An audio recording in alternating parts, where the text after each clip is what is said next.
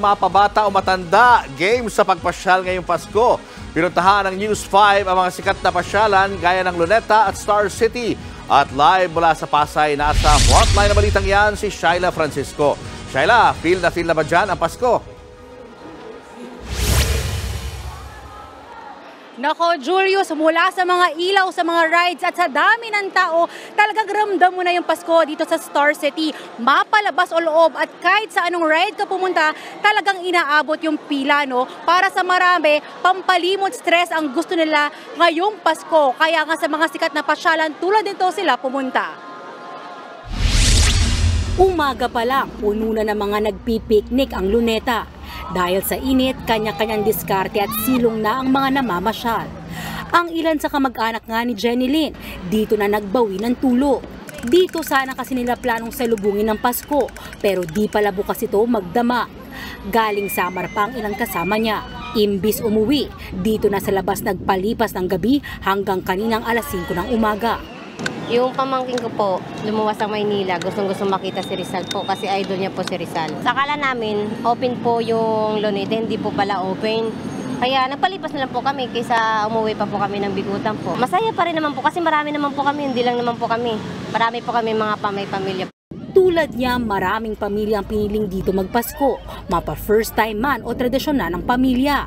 Sa laki kasi ng lugar, ang dami ng pwedeng magawa, tulad ng badminton, magpicture, maglaro o di kaya magpahinga at bonding. Inaabangan din ang fountain show na may matching lights and sounds. Ang maganda, wala pang entrance fee. Mas maliwala siya at presko, tsaka marami kang makikitang pwede mong pasyalan, ikutan dito. Dito kasi libre po, tsaka press pa yung yung airball masagap mo. Tsaka yung gusto namin na pag maglalaro yung mga bata. Kung makapigil hiningang pampalimot stress naman ang hanap mo, meron dito niyan sa Star City. Sa entrance, abay magugulat ka sa pila dito sa Star City. Mula pa lang sa bilihan ng ticket hanggang sa mismong mga rides, pila pa rin. Naabutan namin ang pamilya na ito na nagbakasyon mula Aklan. Mas gusto nung anak ko na medyo extreme. Kayo ba kinakaya niyo yung mga extreme rides? Sinasakyan ko lang sila para mag-enjoy. Siyempre, papahuli ba tayo sa rides? Isa ito sa pinakakinatatakutang rides dito sa Star City, mapabata man o matanda. Dito halos 3 minuto ka paiikutin sa ere. Yung kaligtasan, sigurado ka naman dahil sobrang higpit ng handbar.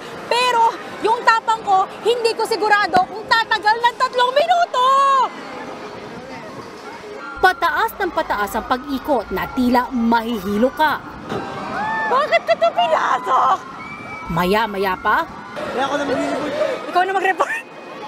At matapos ang ride, ayan, so confirmed na wala yung tapang ko.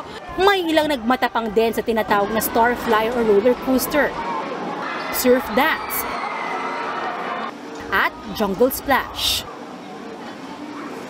Masaya po. Nakaka-excite po, nanginginig po nga po ako, Diyos ko. I feel wet.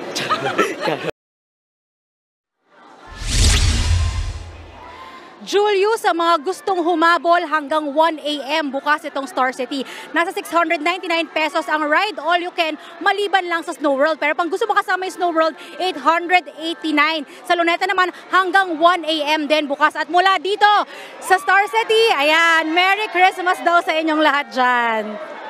Merry Christmas din sa inyong lahat. Thank you, Shaila Francisco. Mga kapatid, Julius Babaw po. Huwag maging huli at maging una sa lahat ng balitaan. Para sa tuloy-tuloy na talakayan sa Frontline, mag-follow at mag-subscribe sa social media pages ng News 5.